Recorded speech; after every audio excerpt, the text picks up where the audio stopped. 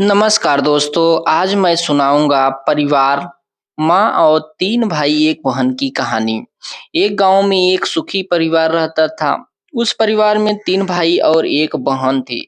उनके माँ बाप उन चारों बेटों से बेहद प्यार करते थे, मगर बीच वाले बेटे से थोड़ा परेशान थे, क्योंकि बड़ा बेटा पढ़ लिख कर डॉक्टर बन गया था और छोटा बेटा भी पढ़ लिख कर इंजीनियर बन गया था।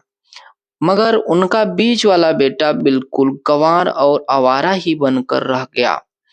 अब दोनों बेटे डॉक्टर और इंजीनियर ने शादी भी कर ली थी और कुछ महीने बाद उनकी बेटी की भी एक अच्छे घराने में शादी हो गई थी। मगर बीच वाला बेटा अभी भी कवारा ही था, क्योंकि वो बिल्कुल अनपढ़ था और कहीं पर मजदूरी का छोटा सा काम करता था।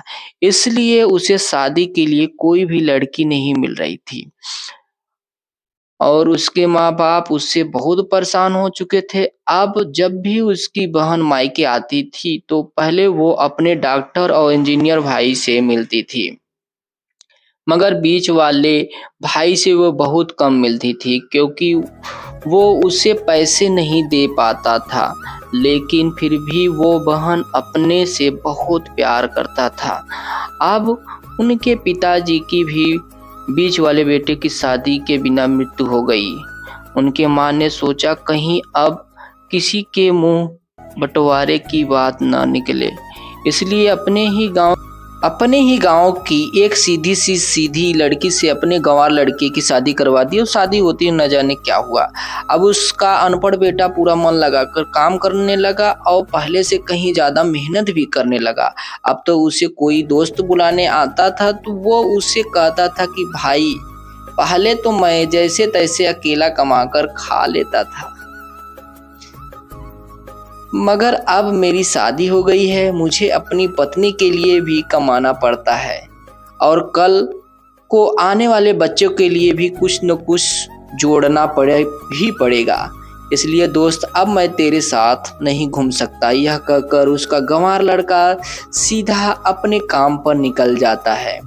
अब तो दोनों भाई डॉक्टर और इंजीनियर आपस में ये बात करते हैं कि हम दोनों तो उस गंवार से ही कहीं ज़्यादा पैसा कमाते हैं, इसलिए अब हम घर ही जमीन बंटवारा कर लेते हैं और उस गंवार से अलग हो जाते हैं, क्योंकि अब वो हमारे बराबर कभी भी नहीं कमा सकता। इसलिए उन दोनों भाइयों ने अपनी माँ के लाख मना करने के बावजूद भी बंटवारे की बात की चर्चा कर दी और उन्होंने अपनी बहन को बुलवा लिया और अपने गंवार भाई से कह दिया कि आज तुम काम पर मत जाना, क्योंकि हम सब आज घर और जमीन का बंटवारा करेंगे। उसी वक्त बहन भी आ जाती है।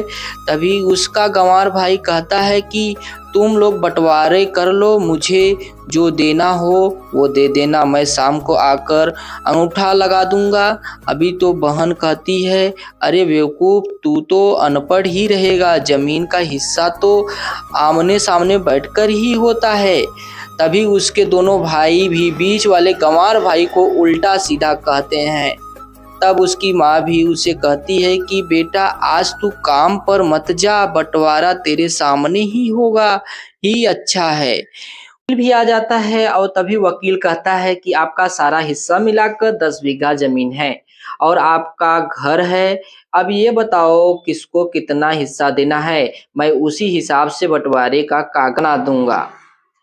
उसी वक्त गंवार भाई कहता है कि वकील साहब, 5-5 बीघा मेरे दोनों भाइयों के नाम लिख दो। ये जो हमारा मकान है ये मेरी प्यारी बहन के नाम कर दो। तभी उसके दोनों भाई बहन पूछते हैं कि और तू ही हिस्से में क्या लेगा। तभी उनका गंवार भाई कहता है कि मेरे हिस्से में मेरी प्यारी माँ है ना। और तभी वो अपनी पत्नी की तरफ मुस्कुराते हुए कहता है, क्योंकि मेरी प्यारी पत्नी में क्या गलत क्या कहा है क्या। उस गंवार की पत्नी अपनी सास से लिपट कर कहती है कि माँ, बड़ी वसीयत क्या होगी मेरे लिए। और उसी वक्त गंवार पति भी अपनी माँ से लिपट जाता है और बेटे बहू इसी प्यार में जमीन जायदाद बंटवारे को एक सन्नाटे में बदल दिया। तभी बहन अपने गंवार भाई से गले लगा कर रोते हुए कहती है कि माफ कर दो भैया, मैं आपको समझ नहीं सकी। तभी उसका भाई कहता है कि मेरी प्यारी बहन, इस घर में जितना अधिकार हमारा है उतना अधिकार तेरा भी है। और रही बात बंटवारे की, तो बंटवारा नहीं करने से हमारा जीवन तो रुक नहीं जाएगा, क्योंकि करते हैं हम बंटवारा क्या, हम एक साथ मिलकर नहीं रह सकते जैसे हम बचपन में मिलकर रहते थे। एक साथ मिलकर रहेंगे तो एक ही कहते हैं एक अच्छा परिवार, और उस अच्छे परिवार को संभालती है एक माँ। तभी भाई बहुत शर्मिंदा होते हैं और वो बंटवारे के सभी कागज फाड़ देते हैं, और उस दिन के बाद से ही उनका पूरा परिवार खुशी खुशी एक साथ ही रहने लगा। तो दोस्तों, ये थी परिवार और माँ की एक सच्ची कहानी। धन्यवाद।